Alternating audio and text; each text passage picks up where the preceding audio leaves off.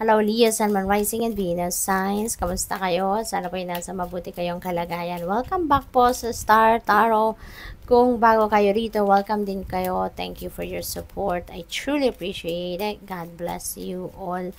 Pauna mensahe po ninyo, if in doubt, ask for inspiration from above. Okay? Kasi bibigyan kayo ng clarity, bibigyan kayo ng kalinawan, bibigyan kayo ng gabay, no, para mapunta kayo sa tamang daan, or so that you'll be guided to the right path, diba? You'll be guided to where you need to be. We have your children are the greatest gift of all. They teach you more than you teach them. That's very true.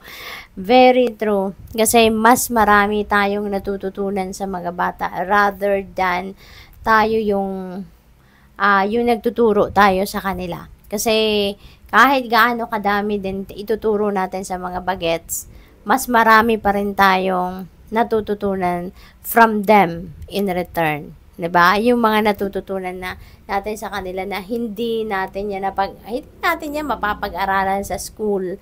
'Di ba? Hindi natin yan makukuha sa pagre-research, sa pag-google, 'di ba? Iba yung teachings na lesson na nakukuha natin sa mga bagets. We have your inner strength can and will move mountains. That's very true.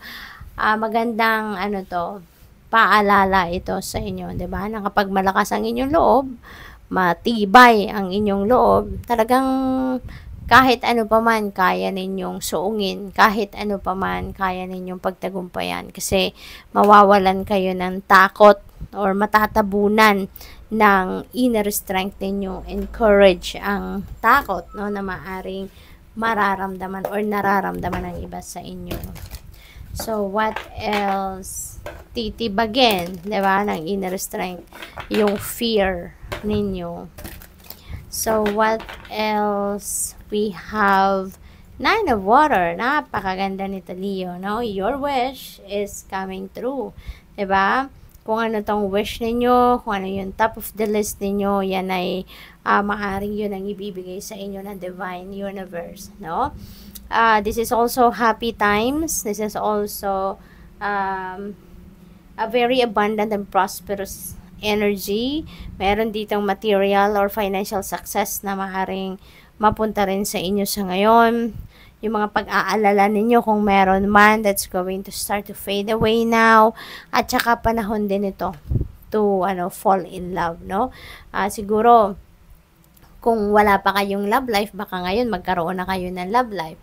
At kung meron na din kayong karelasyon naman, kung meron na din kayong love life, so at this time, maaring ngayon din ninyo siguro mas mabibigyan ng mas marami pang oras, no? Yung inyong person or yung relationship ninyo itself. We have Queen of Air. Ayan. Maaaring ang iba sa inyo dito para magdi-declutter kayo, no? Magdi-declutter kayo ng mga bagay.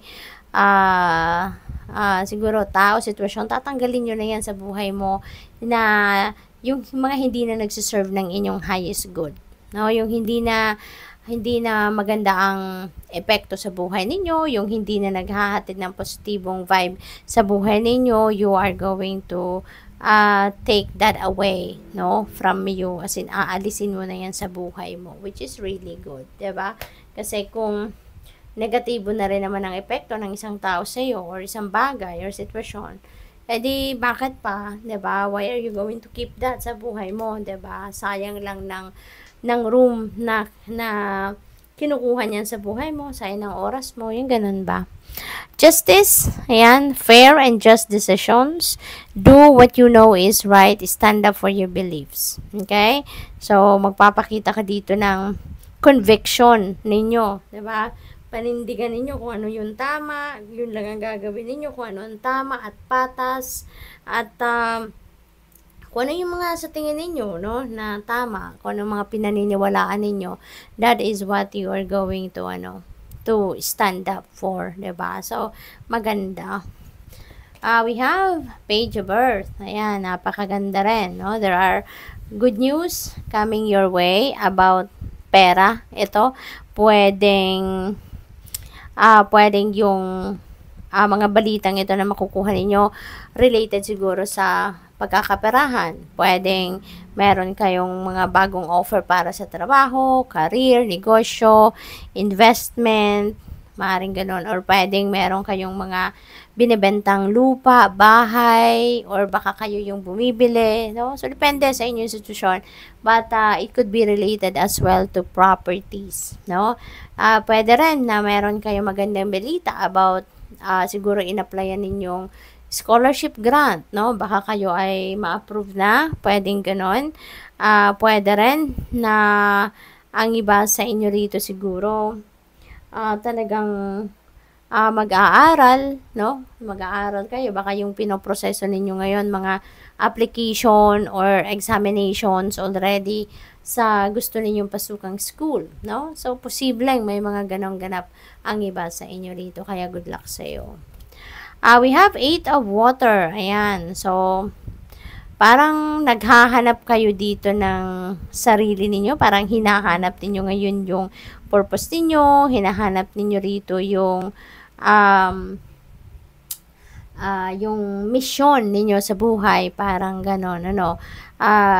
Kaya, gusto mong umalis, gusto mong maghanap, mag-explore, kumbaga, no, ng different avenues. Kasi parang ngayon, yung focus ninyo, hindi lang yung kung ano yung pagkakaperahan ninyo. Hindi lang yung magkaroon lang kayo for the sake na magkaroon kayo ng trabaho, magkaroon kayo ng income. But ngayon parang mas malalim ang gusto ninyo. Parang gusto ninyo na, oo, may kikitain kayo, may trabaho kayo. Pero at the same time, ang gusto ninyo, yung gagawin ninyong trabaho or gagawin ninyong career is yung makakatulong din kayo sa ibang tao. Yung you can make a difference, no, in the lives of many people. Yung ganun ba? Na you'd be able to touch other people's lives, no, by doing your job, no, yung ganun. So, siguro ang iba sa inyo talaga, pwede maghahanap na kayo ng bagong trabaho, pwede maghahanap na kayo ng kung ano talaga yung gusto ninyong gawin na trabaho siguro or gusto ninyong tahaking karera is something that is in alignment with your with your purpose, no? So good luck. Thank you for watching. Love and light. Namaste.